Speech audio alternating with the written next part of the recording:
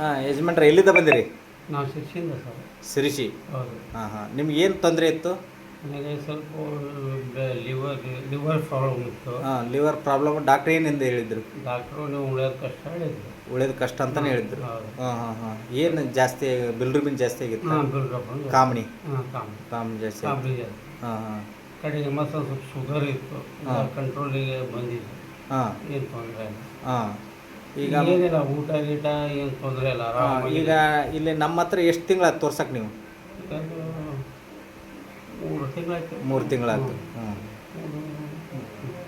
ಹ್ಞೂ 3 ತಿಂಗಳದಾಗ ಈಗ ಕಂಪ್ಲೀಟ್ ಕಂಪ್ಲೀಟ್ ಆರಾಮಾಗಿ. ಹಾಂ ಏನು ತೊಂದರೆ ಇಲ್ಲ. ಈಗ ಡಾಕ್ಟ್ರ್ ಬಗ್ಗೆ ನಿಮ್ದು ಅಭಿಪ್ರಾಯ ಏನೈತಿ? ಡಾಕ್ಟ್ರ್ ಬಗ್ಗೆ ದೇವರಿದ್ದಂಗೆ ಅವರು. ಹಾಂ ದೇವರಿದ್ದಂಗೆ ಹಾಂ ಎಲ್ಲ ಜನಗಳಿಗೆ ಹಾಂ ಭಾಳ ಇದು ಹ್ಞೂ ಉಪಕಾರ ಮಾಡ್ತಾ ಇದ್ದಾರೆ. ಹ್ಞೂ ಏನು ತೊಂದರೆ ಇಲ್ಲ. ಹ್ಞೂ ಈಗ ನೀವು ಇಲ್ಲಿ ಬಂದ ಮೇಲೆ ನಿಮ್ಗೆ ಯಾವುದೇ ಥರದ ಆರಾಮೈತೆ? ಹಾಂ, ಮತ್ತು ನಾನು ಶಿರ್ಸಿಯಿಂದ 400 ಕಿಲೋಮೀಟ್ರ್ ಬರ್ತಾ ಇದ್ದೆ. ಒಬ್ಬರೇ ಬಂದಿರಿ? ಹೌದು. ಹ್ಞೂ ಗುಡ್ ಗುಡ್, ಧನ್ಯವಾದ. ಈಗ ನೀವೇನಾಗಬೇಕು? ಅವರು ಅಳಿಯ.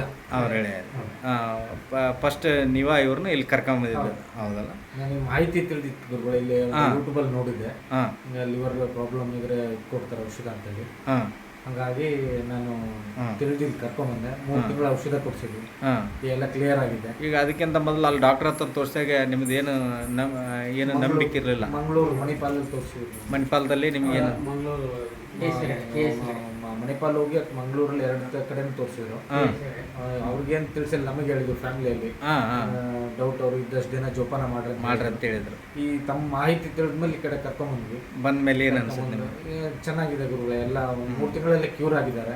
ಕ್ಯೂರ್ ಆಗಿದೆ ದೇವ್ರಿಂದ. ಆಮೇಲೆ ನಿಮ್ದ ಎಲ್ಲ ಆರಾಮಾಗಿದ್ದಾರೆ. ಈಗ ಔಷಧ ನಮ್ಮದು ಒಳ್ಳೆಯ ರೀತಿಯಲ್ಲಿ ಅವ್ರಿಗೆ ಕೊಡಿ ಕೆಲಸ ಮಾಡಿದ್ವಿ. ಹೌದು. ಧನ್ಯವಾದ. ನಮಸ್ಕಾರ.